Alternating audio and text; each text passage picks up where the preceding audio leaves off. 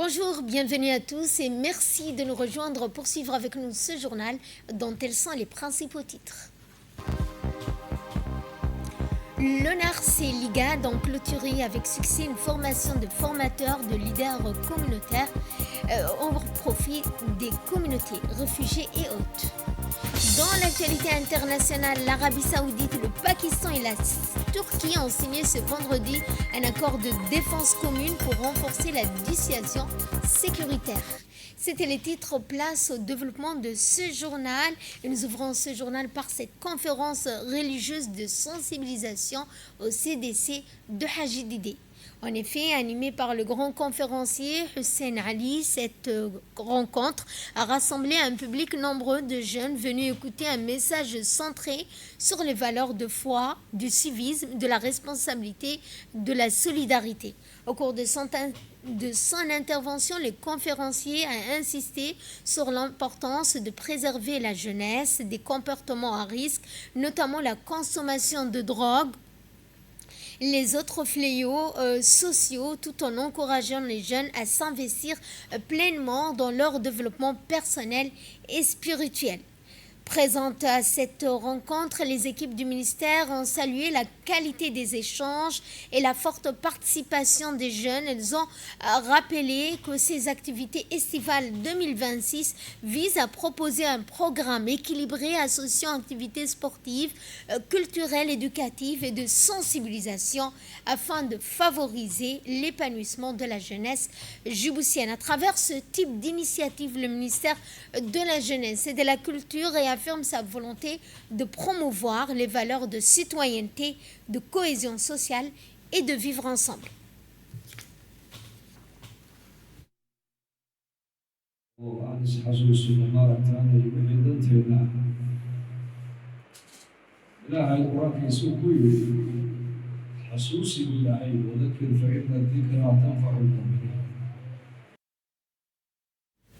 Et place cette fois à notre premier magazine de ce 15h, Dikil, une destination touristique entre découvertes. Ces dernières années, la région connaît un développement remarquable dans le secteur du tourisme. Les détails dans ce grand format.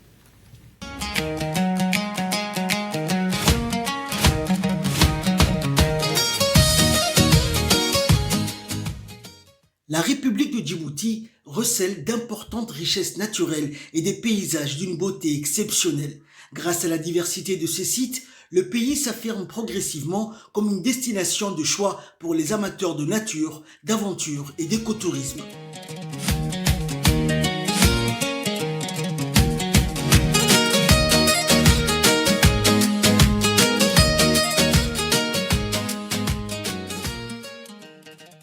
Au sud-ouest du pays, la région de Dikil participe pleinement à cette dynamique. Ces dernières années, son offre touristique s'est renforcée avec l'ouverture de plusieurs structures d'hébergement, notamment dans la plaine du Gobarad. Une évolution qui permet aux visiteurs de découvrir la région dans des meilleures conditions. Depuis Dikil cap vers l'un des sites naturels les plus emblématiques de la République de Djibouti, le lac Abeille. Célèbre pour ses impressionnantes cheminées calcaires et ses paysages spectaculaires, ce site attire chaque année de nombreux visiteurs venus vivre une expérience hors du commun. Avant d'y parvenir, une halte s'impose dans le village d'Assela. C'est ici qu'a été créé Nim Farm, un centre touristique qui offre aux voyageurs un cadre naturel propice au repos et à la découverte.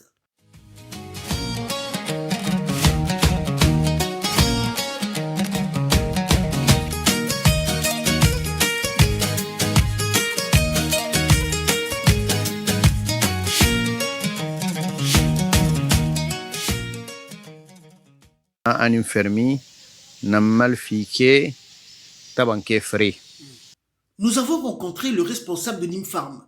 Il revient sur les motivations qui l'ont conduit à créer ce centre et explique comment cette initiative contribue à promouvoir le tourisme local tout en valorisant les richesses naturelles de la région.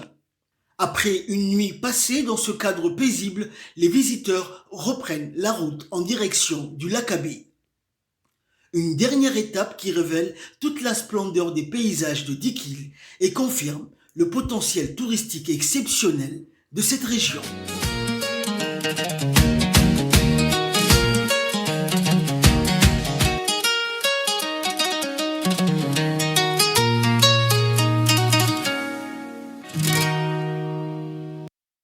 Et en cette période estivale, les plages de Djibouti sont un littoral exceptionnel avec son climat ensoleillé, ses eaux cristallines et ses paysages côtiers remarquables. Djibouti s'impose comme une destination privilégiée pour les amateurs de détente, d'aventures naturelles. La saison estivale offre ainsi l'occasion de mettre en lumière la richesse de ses plages et l'attrait de son littoral. Des plages de sable, de crisque préserver également le littoral. Djibouti séduit les visiteurs par sa beauté naturelle et la diversité de ses activités. Autre magazine de ce 15h parlant de la biodiversité à Diti-Lou, les détails dans cette séquence.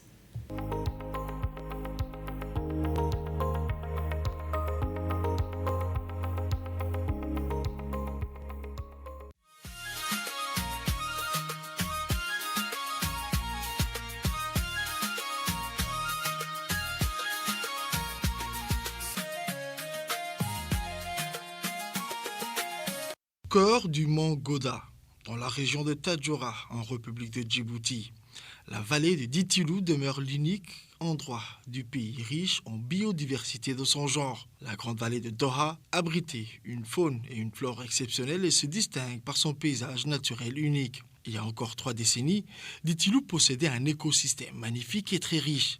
La vallée de Doha accueillait différentes espèces animales telles que les phacochères et les frocolins, ainsi que plusieurs espèces végétales rares, notamment le phénix sylvestre, que l'on retrouve uniquement dans cette région de la République de Djibouti.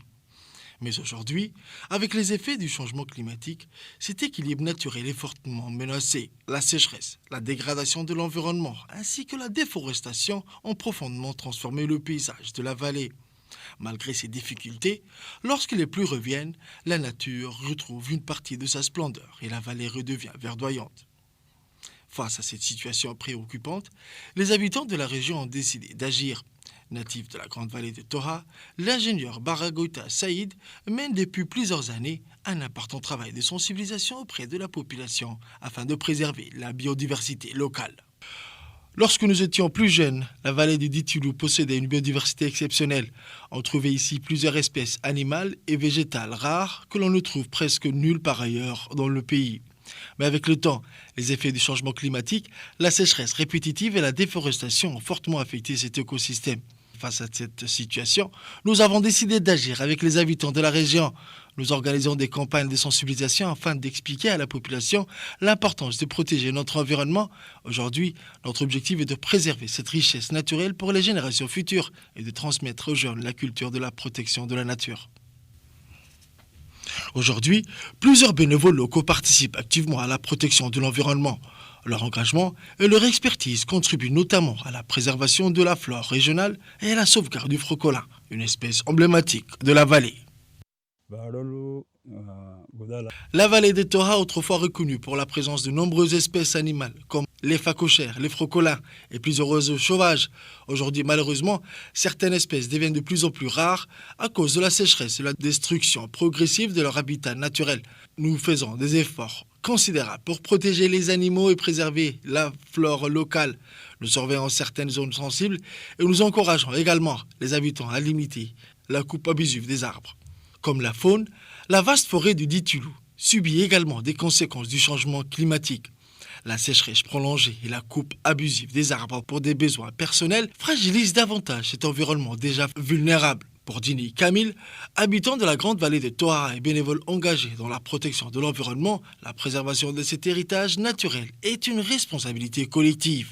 Diti-Lou est une région exceptionnelle pour sa nature et son paysage unique. Cette vallée représente une véritable richesse pour Djibouti.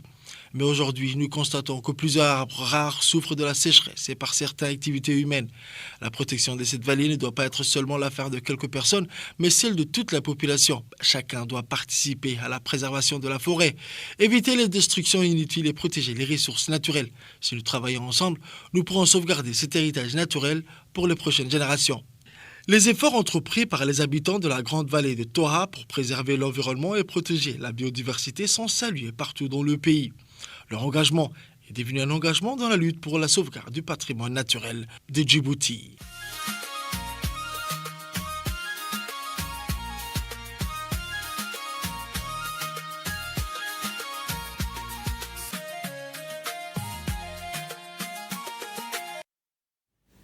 Je vous l'annonçais dans les titres, l'IGAD en collaboration avec le gouvernement de Djibouti à travers l'ONARS a lancé mardi 4 août une formation à Obok de formateurs à l'intention des leaders des communautés réfugiées et hôtes. La cérémonie d'ouverture a été présidée par le préfet adjoint de la région d'Obok, Mohamed Awad Mohamed, en présence du président par intérim du conseil régional, du secrétaire exécutif de l'ONARS, Mohamed Ali Kamil, du directeur de la santé et du développement social de l'IGAD, l'ambassadeur Moussa Megag Ali, les autorités locales, les Oqa, les représentants des communautés hôtes et des réfugiés, ainsi que les partenaires. Organisée du 4 au 6 août à Obok, cette formation illustre l'engagement conjoint du gouvernement de Djibouti, de l'ONARS, de l'IGAD à promouvoir la paix, l'inclusion sociale, le développement durable au bénéfice des populations réfugiées et des communautés d'accueil. Et nous allons à Ali Sabié pour la clôture du tournoi de foot d'été sous l'égide du secrétariat d'État chargé des sports. Le tournoi d'été de foot a été officiellement clôturé au grand terrain Arré en présence d'un public venu nombreux pour célébrer la fin d'un mois de compétition marqué par la passion du foot, du fair play et de la fraternité. La cérémonie de clôture s'est déroulée en présence de la préfète par intérim de la région d'Ali Sabié, Saïda Waberi Assoué, du président du conseil régional Charmaki Hassan, du sous-directeur régional du secrétariat d'État chargé des sports, Ahmed Moussa, du député de la région, Hassan Omar Absiye, ainsi que du président des leaders sportifs de la région, Ilmi Abdullahi, entouré de nombreux passionnés de sport, de jeunes habitants. Pendant un mois, une compétition a rassemblé 12 équipes de foot de la ville, offrant aux supporters des rencontres disputées dans un esprit de respect, de solidarité et de saine compétition. La finale a opposé les équipes de l'abattoir et celle d'Iljano au terme d'un match très disputé. C'est l'équipe d'Iljano qui s'est imposée lors de la séance des tirs au but, remportant ainsi le trophée de cette compétition du tournoi d'été de la région. La cérémonie s'est achevée par la remise de trophées, des médailles de récompense aux finalistes ainsi qu'aux équipes championnes. L'Iljano, sous les applaudissements nourris des spectateurs, clôturant ainsi une édition réussie du tournoi d'été à Ali Sabié. Et de là, nous passons à l'actualité régionale et internationale. Africa CDC lance le nouveau outil pour renforcer la lutte contre l'hépatite B en Afrique. Selon les données disponibles, l'hépatite B concerne environ 64 millions de personnes en Afrique et a été associée à 308 000 décès en 2024, faisant de son suivi et de sa prise en charge une priorité de santé pour les autorités sanitaires. L'initiative Africa CDC comprend une boîte à outils opérationnelle ainsi que l'application mobile destinée à accompagner les personnels de santé, faciliter le dépistage et améliorer ainsi le suivi des personnes vivant avec le virus. C'était dans les titres. L'Arabie Saoudite, le Pakistan et la Turquie ont signé ce vendredi un accord de défense commune pour renforcer la dissuasion sécuritaire. L'accord stipule qu'une attaque armée contre l'un des trois pays sera considérée comme une attaque contre l'ensemble des parties signataires. Cette disposition s'inscrit dans le cadre du renforcement de la sécurité collective, de l'élargissement des domaines de coopération en matière de défense entre Riyad, Islamabad et Ankara. La signature de l'accord s'est déroulée en présence du prince héritier saoudien Mohammed Ben Salman, du président de la Turquie Recep Tayyip Erdogan, du premier ministre pakistanais Shehbaz Sharif, ainsi que du chef d'état-major de l'armée pakistanaise, le maréchal Asim Munir. Autre accord de principe entre Oman et l'Iran pour une réouverture du détroit d'Ormuz pendant 60 jours. Selon une source bien informée, les deux parties se sont entendues sur les grandes lignes d'une proposition prévoyant une réouverture temporaire du détroit d'Ormuz pour une durée de 60 jours. L'annonce officielle pourrait intervenir dans les prochains jours avec sous réserve de l'approbation du Conseil suprême de sécurité de l'Iran. Le Qatar accuse Israël de retarder la mise en œuvre du plan de paix à Gaza. Ces déclarations interviennent après que le président américain Donald Trump ait indiqué que le Hamas avait accepté d'être désarmé tout en affirmant qu'Israël n'avait pas encore procédé au retrait de ses forces du territoire conformément aux dispositions prévues dans le cadre de l'accord passé. Le Qatar poursuit ses efforts de médiation aux côtés des États-Unis et d'autres acteurs afin de favoriser la mise en œuvre des engagements liés au règlement de la situation à Gaza et de parvenir à des avancées concrètes dans le domaine de ces négociations. L'accès à l'eau est devenu rare, de plus en plus limité à Gaza face aux difficultés d'approvisionnement.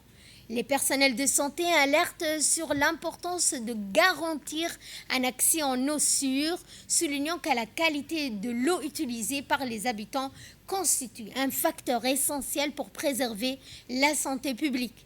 Les autorités sanitaires et les organisations humanitaires rappellent que l'approvisionnement en eau potable représente un élément central des actions de soutien à la population, notamment dans les zones où les infrastructures nécessitent des réparations et une mise en état. La question de l'accès à l'eau demeure ainsi au cœur des priorités humanitaires à Gaza. Et nous allons en Algérie où l'Algérie veut donc confirmer son évolution dans le foot féminin à la CAN. Les Algériennes abordent la phase décisive du tournoi avec objectif de décrocher une nouvelle qualification après une victoire face au Sénégal et un revers contre le Maroc en phase de groupe. Ces résultats maintiennent l'équipe en course et rendent les prochaines rencontres déterminantes pour la suite de son parcours. Et en Indonésie, pour clore ce journal, un incendie a ravagé au moins 148 acres de terrain dans le parc national de Mont Bromo.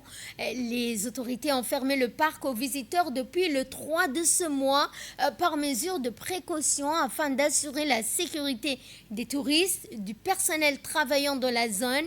Les opérations d'intervention se poursuivent avec la mobilisation des équipes de secours chargées de contenir l'incendie, de surveiller les secteurs touchés. Et c'est ainsi que se referme ce journal. Merci à vous de nous avoir suivis. Excellent après-midi à toutes et à tous.